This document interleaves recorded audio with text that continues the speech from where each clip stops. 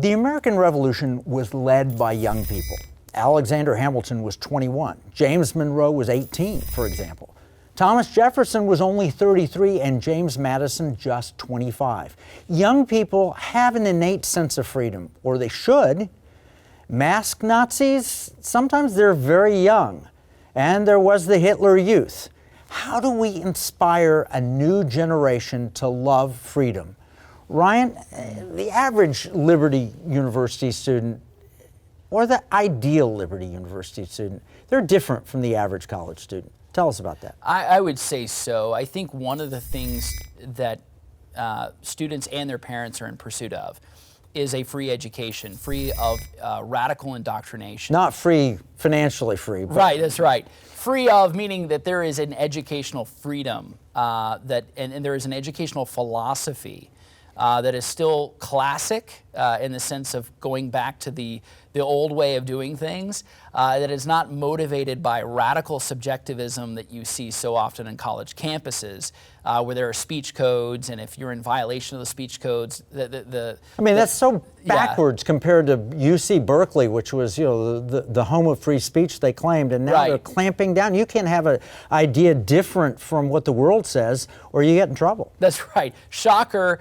liberals are rather illiberal when they're in charge, right? So I would say that in context, the average Liberty student is in search of a Christian education. We're unapologetically Christian, have been since 1971, and we're largely politically incorrect when you think about where the cultural winds are. We have a compass, not a weather vane.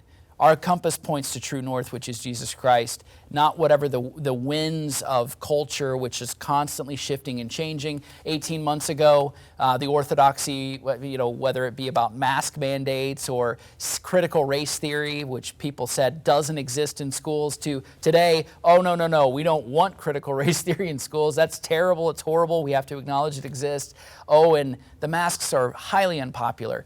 Liberty never changed over that time. That's true. And that's comforting to know. People want courage. They're looking for courage.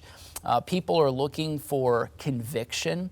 And it's not about just providing an education. It's about standing on principles. So when you think about the average Liberty student who's coming, they want a religious-based education. They want an education where they can be a practitioner in the field, where it's actually going to make sense, fully accredited, where it's going to make sense. I'm going to get this degree from a not-for-profit institution whose loan default rate is half the national average, by the way. So when you think about schools these days, that's great. Looking at what's going around, including UC Berkeley, a lot of people are getting education, the classic underwater basket weaving or whatever. Actually, it's more like queer gender studies.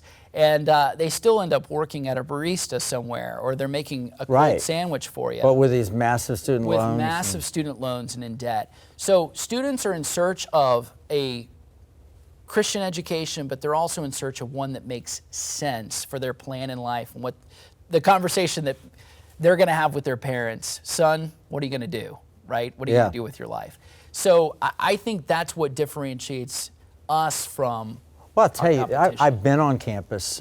I've been to the ski slope. I've been in the classrooms. I've seen the food options. I've seen the dorms. I've had the full tour. The library's phenomenal.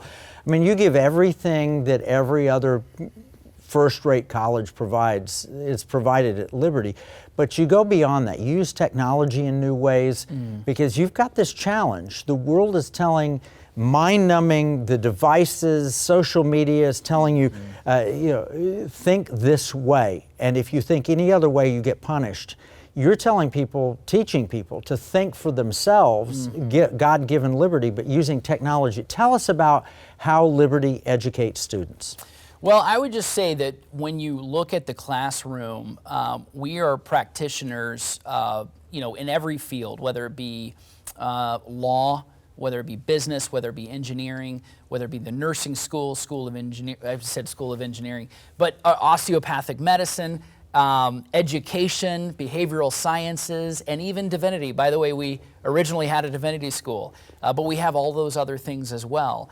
And so when we're providing that education, yes, it is competitive, it is fully accredited, but what is what is behind all of that is a Christian worldview.